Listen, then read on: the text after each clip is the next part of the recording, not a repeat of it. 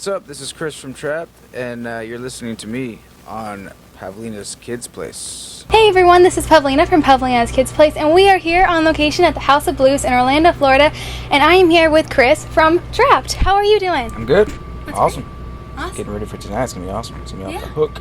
Definitely. I saw a lot of your fans already starting to line up, so that was cool. Yeah, we can't wait to see how crazy this place gets tonight. Yes, definitely. It can get kind of crazy sometimes. I've been here. Yeah, we played played it here like a year ago. It was packed, and I think it was with Fuel, but this is our show tonight, so we got some special things lined up for everybody, and it's gonna be awesome. Trapt is really well known for their mega hit song Headstrong, and what do you think makes it so special? Because it was named the #1 alternative song of the decade. I don't know. I just think it's just one of those songs that pumps people up, and so a lot of times people look to music to give them that extra energy, or that extra something to get them through whatever they need to get through, and thank God there's music that can do that, and it's it's not like a substance that you can abuse or anything like that. It's just a form of art that just pumps people up, or puts them in whatever mood they want to go for. So it's cool to be able to say we wrote a song that definitely gives people a different frame of mind when they hear it. Yeah, definitely. I'm one of those people that listens to music depending on my mood. Like if I'm happy, I listen to that Pharrell song. Yeah. Yeah. But wouldn't you want to listen to it when you're not happy? When I'm not okay, that's true too. I don't know. When I'm not happy, I need something to cheer me up. So that's true. Or do you, when you're unhappy, do you want to listen to unhappy things so that it's like someone's feeling your pain? Yeah, there's that too. It depends on the thing, That song is, used with wrestling and karate matches and a bunch of different stuff. How has your music changed with you? You know what? I think you just grow as a person, and you just go through more experiences, and it's like we've got songs where we want to put power in them, and really be able to give people that sense of energy and power that you get with one of those anthemic songs like Headstrong. But we also write songs about relationships that you go through with people, and just all the feelings that you can feel, really. And I'm sure by it's been 5 albums now that we've pretty much tackled most of the things that you can go through as a person, and that's what we try to do, is just as much living as you can do, and then writing about those experiences is what I've always tried to do lyrically and musically. I think the more music you hear, the more because it's like if you play music, you should be a fan of music as well. So the more you dive into different styles of music, the more it affects your music. So I think the older you get, and the more you experience different styles and different genres and different bands, the more it rubs off on your own music. So I think I can't really describe exactly how it would change or wouldn't change, but I think we've stayed true to the type of music that we like to do, but at the same time we've expanded some of the different techniques and different uses of our instruments, and tried not to let the instruments play us, but you play the instrument. So I think a lot of the new technology and the new synths and the new keyboard sounds and all that electronic music instruments play the musician instead of the other way around. So it's probably easy to get caught up in just pressing a button and then it sounds really good, and we try not to do that. Try to be organic in what we do. Yeah, definitely, and it matures a lot more too. Your self-titled tour, you added some more dates to it, so how is it going, and have you had any surprises?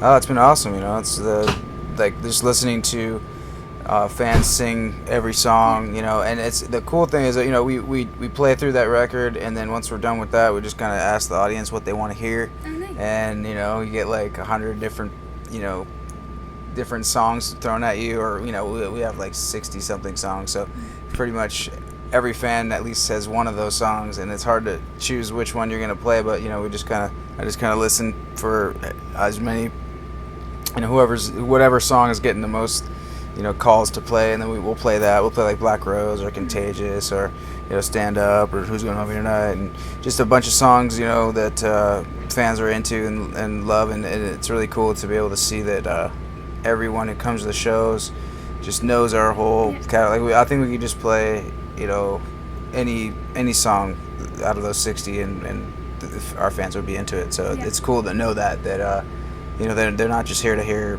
certain songs that were on the radio or whatever, but they whatever we feel like we want to play, they'll be cool with. So, and it's cool to see that even when people are screaming for one certain song with I hear someone else say a different song, so we end up playing that. They're still totally cool with whatever song we choose to play. So and they sing every word to it. So it's amazing to know that we have fans that are that deep. Yeah, definitely. I'd be glad to have fans that awesome. I'm here with one of the fans of Trapt. How's it going? Awesome. How are you? I'm great. Are you ready for the concert tonight? I'm stoked, yeah. Awesome. Have you seen a Trapt concert before? I've seen them before in New Jersey on the Molly Crew tour, but I was far back, and this is a much smaller venue, and I drove up from Fort Lauderdale today to see them, so I'm really psyched. Got my VIP ticket. My favorite songs would be Still Frame and Headstrong. Do you ever forget the words to any of those songs? It's 60 songs. That's a lot. I usually, as long as I remember the first line, I got the rest. You have this campaign that you're doing for your new album, DNA. Tell me about that. Oh yeah, we're just we're getting our tightest group of hardcore fans and having them basically get pre-order the album before it's even made, and so we're gonna take those whatever it ends up being, a few hundred fans that are closest fans that follow us as the ones that follow us the most closely, and just kind of let them in on the whole process of us making an album and what goes into it, and what little pieces of songs end up becoming full songs and all that kind of stuff. So and getting their input as we do it. So I really want to see how that translates into into our music, and kind of getting a sense of what a lot of the real hardcore fans want to hear in our music, and what they like the most about our music. And so I think that involving them that deeply in it, and kind of showing them what's happening before it's actually finished product is going to be interesting. Yeah, that would definitely be really cool. And I think you're trying to raise $50,000. Is that right? Yeah, I mean, we put a number there. Whatever it is, and we're over halfway there already. We still have a month and a half left. So we're going to do it either way, no matter what. But we just picked a number, and that seemed like a good number. But really, we just want as many fans involved in the process of hearing us do this little experiment as possible. Yeah. How can your fans go to that website and help? Oh, they just go to Indiegogo.com. Just type in Trapt, or they can go to Trapt.com, Trapt.com. It's up there. So just go to our website. So all the info's there, and they can check it out. Yeah, definitely go do that. That sounds like a really cool thing to do. So, what does it mean to be independent for a band and their fans? It's really you have no one to answer to but your own critic. So you have to be the one to say if something is great or not. So we've gone independent and done our own thing. We did Reborn on our own and everything, and this record I think is cool because we're going to rely on our fans to really give us some direction on where they see us going, and just see.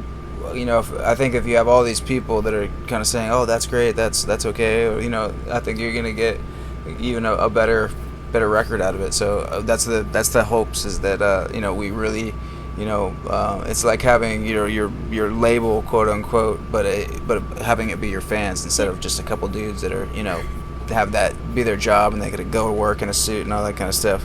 I'd rather have our fans give us input than someone who's just kind of does that for a living, tells bands what their opinion is, and they're getting paid to do it rather than just loving it, you know. Yeah. And so fans are just they're into their music, and they love your music, and they're probably the best people to listen to, I think. Yes, definitely. Fans, definitely the biggest supporters of you guys.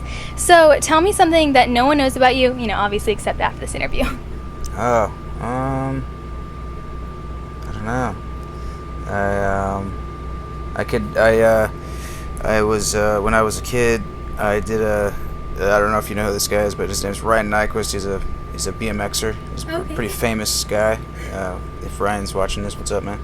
But I always tell people that he did a 360 in my backyard on a bike, and I also did a 360 on my BMX bike, in the air before he did. So, and he's a huge pro. And I was like 13 or in 8th grade or something like that. But I used to love BMX biking and stuff and doing tricks and all that kind of stuff. But I stopped doing that once high school came around and started doing band stuff and all that kind of being in a band and everything. But maybe one day I'll get back on the bike and try it again. Definitely. I have a couple friends that do some BMX and everything. What could you tell them was your favorite, and do you have a cool move that you always did? Oh yeah, I could do tail whips, and when you whip the bike around your handlebars and land on it, and just there's a bunch of bike parks that we used to go to when I was a kid, and those were the days that were fun, and so I think that's my extreme sport that I used to do. Awesome. Very That's cool. fun. Yeah, you should definitely start doing that again. Thank you so much for talking to me. Thank you. You're circling your head, contemplating everything you ever said. Now I see the truth. I gotta